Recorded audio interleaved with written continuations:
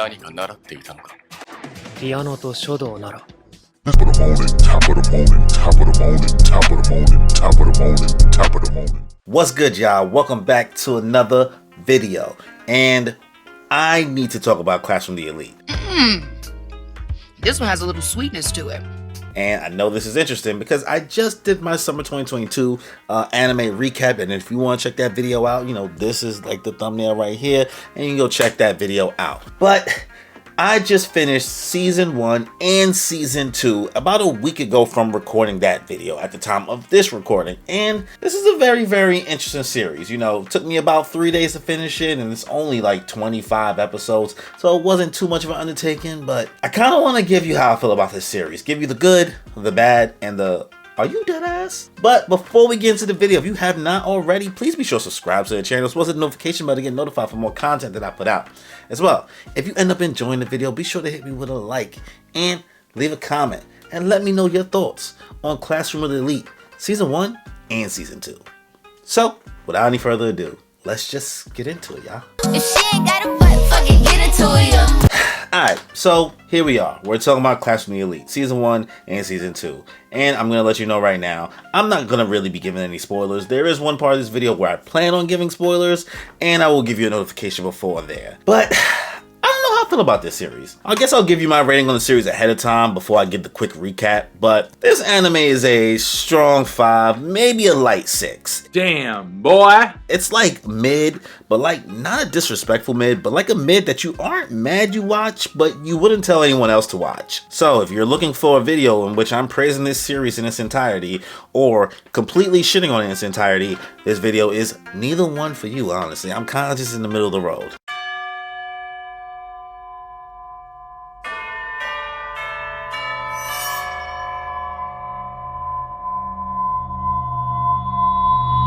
So, Clash from the Elite.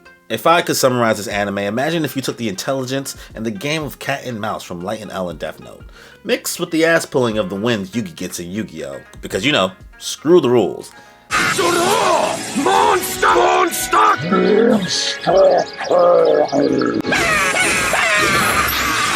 Some unnecessary fan service, the setting of Kaguya-sama Love is War, but nowhere near as fun and interesting, and a main character that is harder to read than Kanye West at a... You know what? Actually, I don't have a punchline there. I'm just going to stop right there. You know where this is probably going to go. Sensational. So, we are introduced to our main protagonist, who, for the life of me, I have a hard time saying his name, and I actually forgot a lot of times while watching the series. His name is Kiyotaka Ayanokoji, who is supposed to be an absolute, I guess, genius or strategist or something. He's just nice at everything, but is completely emotionless and sees everyone as tools, but not in a malicious way. He really don't care about nothing, man. Like, he's the antithesis of unfazed, unbothered, and also kind of unseen. Where are you? Check the fucking music room. Ayanokoji is this character who's basically a mastermind, but takes up no space in the room usually, so no one realizes they're being manipulated, and if they do realize, they think it's from someone else in the class and not him. And when they do realize it's him, it's because he wants them to know it's him. Huh? Who would have thought? Not me. The plot of the series is weird, but cool. It's set in this school in the near future in Japan that has like a 100% graduation rate, and all the students end up with a job or in college, like after graduating. So it's inevitable. You are on the road to success. But it's like a school where the kids, you know, kind of live on campus, you know, dorm there. And there's a point system that determines if you're like in class D, which is the worst class, and class A, which is, you know, the best class in your grade. And there are many tests, quizzes, challenges, and exchanges that can be made to raise your individual points or your class's points, depending on what the student values more. So if you have a high rank class, you get more perks and, you know, get treated better. Whereas class D gets treated like peasants and have to earn their way up because, you know, capitalism, am I right? No drinks for me, thanks. Bullshit. Also, if you went to college, I don't know if you remember having a meal plan or points, you know, that you got each semester or weekly or however your shit was set up. But imagine that here. And these points in the school can buy anything or be exchanged for anything. And when I say anything, I mean anything. Food, clothes, games, a high score on your tests, a transfer to a better class. You know, season 3 of Made in Abyss being made immediately, which, you know, I know there's probably not enough content, but whatever. But you know how your points refill usually? In this school, if your class and or yourself does shitty in grades, expelled, or behavior, they will put you in the negative and you end up not getting your refill for the month, which means, boy, it is going to be struggle city for you because you're going to have no money. You can't buy nothing. They do have options that they have like for the freebies, so like you can get like basically the garbage, so you know, there's that. So essentially, this is the reluctant journey of Ayano Koji to Class A from Class D, which he put himself in on purpose because he just wants the soft life and scored a 50 on all his exams on purpose when entering the school so that he can be put in this situation. So I won't keep this video going on long, but I'll list out quickly the good, the bad, and the Are You Deadass about this series.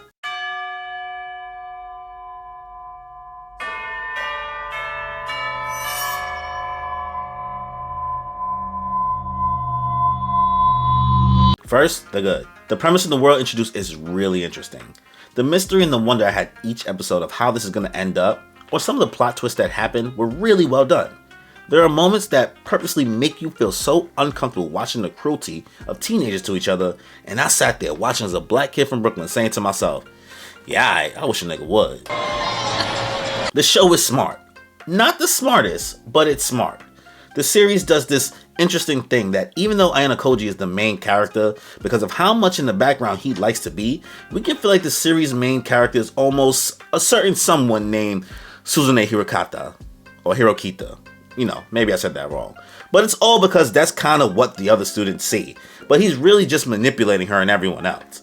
But you can tell bubbling that there's something real dark about this kid, even though he's always helping people. The show wants you to hate certain characters, and it does such a good job with those villains that you grow to get antsy when they even show up on screen. It's kind of like when Damon shows on screen in House of the Dragon, which, if you haven't seen that, you should check it out. I know you may have a bad taste in your mouth from the way Season 8 ended and Season 7, or maybe some of Season 6 of Game of Thrones, but House of the Dragon, I can recommend. And for a series that is mostly about mind games, collusion, colluding, Uno reverse cards, and school life, there are some actual decent flashes of, oh shit, they be fighting in this?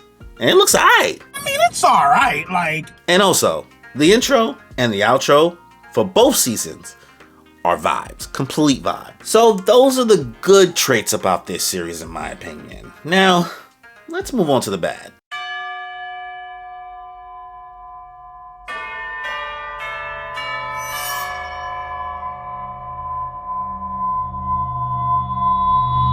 So, of the 25 episodes that compile season 1 and 2, only about 15 of those episodes I enjoyed.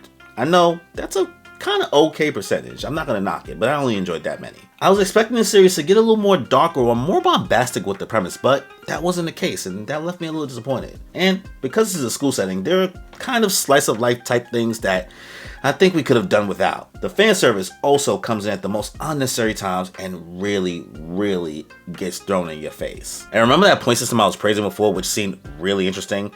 It never truthfully makes me feel like there's any real consequence for being broke on this campus, because it seems no one ever had issues eating or paying for stuff, even the dumb students, or you know, what you would call the Class D dumb students. Also, the harem style of almost every girl being into or just listening to everything Ayano Koji says or tells them to do can be a little annoying, especially when those characters are very uninteresting.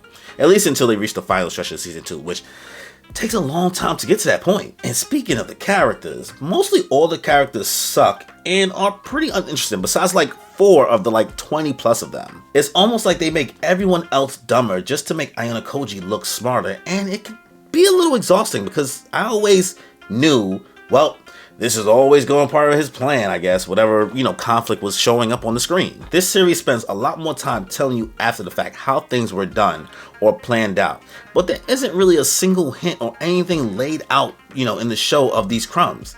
It's like not even a show or a tell. Like, you know how in class it'd be like, show your work? It's kind of like the anime said, nah, fuck that, here's the answer. Which leads me to our final part. Are you deadass?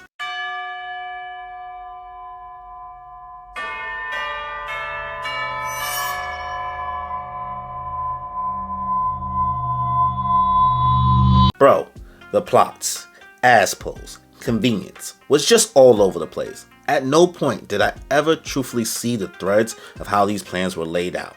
It's like the series wanted to be smart so bad every time the haha, but this was my plan all along moments comes. I was never left like with a wow, this is impressive. I was always like, bruh, what the fuck, how? Next up, the teachers. I get it. This school is all about teaching these students how to be elite. You know, classroom with the elite. And succeed in the real world. So they maneuver very dog eat dog, and the teachers are hands off. But there are moments where the students are trying to like hide their less favorable behavior in fear of getting expelled. And then moments where the teachers seem to not give an absolute fuck of what's going on. So it's like, why do any of us care what happens when the teachers find out versus if they don't see? It really just makes no difference. The teachers have no consequence here. Like, where are the adults? Next, Are You Deadass moment. Suzune Harukita. Insufferable. The poor man's Kaguya-sama.